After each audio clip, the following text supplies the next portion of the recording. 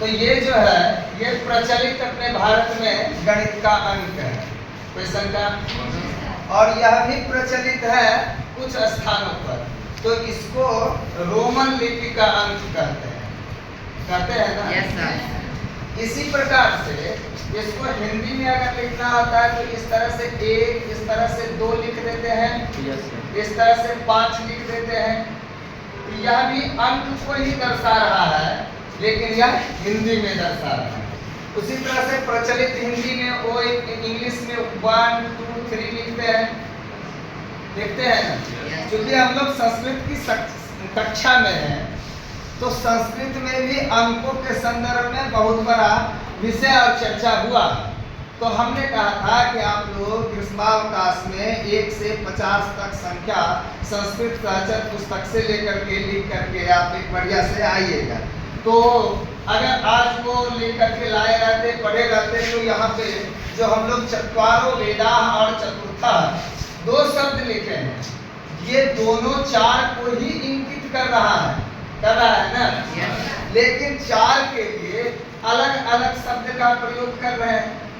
हम इस पाठ पढ़ाने से पहले इस 4 पर ही क्यों चर्चा कर रहे हैं? क्योंकि अपने लोगों को नवम वर्ग के पाठ्यक्रम में संख्यावाची शब्द भी पढ़ना है, शब्दों को भी जानना है कि संस्कृत में शब्दों को कैसे लिखते हैं। ये तो रोमन हुआ, ये गणित की भाषा, ये हिंदी की भाषा, ये अंग्रेजी की भाषा, तो संस्कृत की भाषा क्या? तो थोड़ा सा हम लोग इसका अध्ययन अभी कर लेंगे कुछ, और फिर उसके बाद आगे बढ़ेंगे। देखो ये है एका, क्या लिखे? एका। फिर इसके बगल में लिखे एका, क्या लिखे? एका। और इसके बगल में लिखे एकम। इस तीनों का मतलब एक ही होगा। एक के लिए हम एका का भी प्रयोग करते हैं, एकम का भी प्रयोग करते हैं और एकह का भी प्रयोग करते हैं, लेकिन तीनों को प्रयोग करने की स्थिति अलग है। अलग अलग स्थान पर हम एकह, एका, एकम का प्रयोग करते हैं। उसी तरह से द्वौ, द्वे और द्वे का भी प्रयोग करते हैं। उसी तरह से हम लोग 3 के लिए तिस्रः नहीं, त्रयः, तिस्रः और त्रीणि शब्द का प्रयोग करते हैं।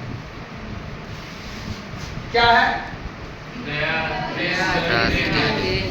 एका, एका, एकम, द्वौ, द्वे, द्वे, त्रयः, तिस्रः, त्रीणि। यह 3 शब्द जो अलग अलग है, यह अलग अलग लिंगों में अलग अलग प्रयोग होता है।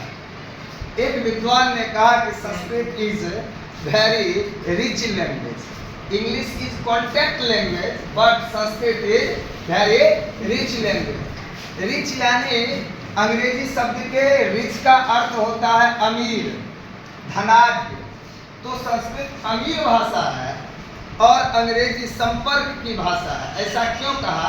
क्योंकि हम कल वर्ग में अपने कक्ष में शिक्षकों से वार्ता कर रहे थे, तो हम एक शिक्षक, विद्वान शिक्षक से चर्चा किए कि सर, संस्कृत में तुम के लिए त्वम शब्द का प्रयोग हुआ और आपके लिए भवान शब्द का प्रयोग हुआ। साधु भवान आस्था मर्चे इच्छामो भवन्तम, वहां आपका प्रयोग हुआ। तुम पुत्र गच्छसि, वहां पे त्वम का प्रयोग हुआ।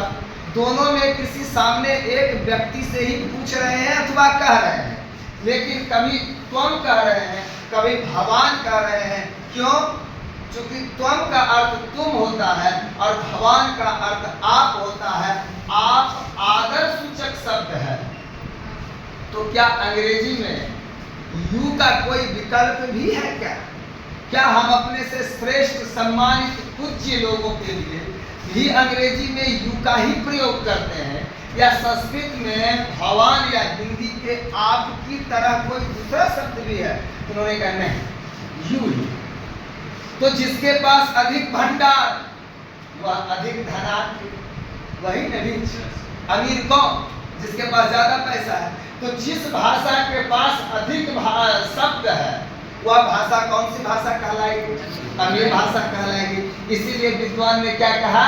Sanskrit is rich language but English is contact language, लेकिन अंग्रेजी संपर्क भाषा है। तो हम लोग यहाँ देख रहे हैं एक अंक को प्रदर्शित करने के लिए तीन शब्दों का प्रयोग किए हैं।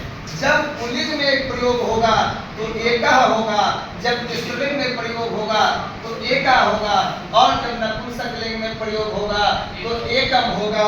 उसी तरह से द्वौ, द्वे, द्वे, पुल्लिंग, स्त्रीलिंग और नपुंसकलिंग, तयः, तिस्रः और त्रीणि नपुंसकलिंग, चतुः, चत्वारः, चतुस्रः, चतुः, चत्वारः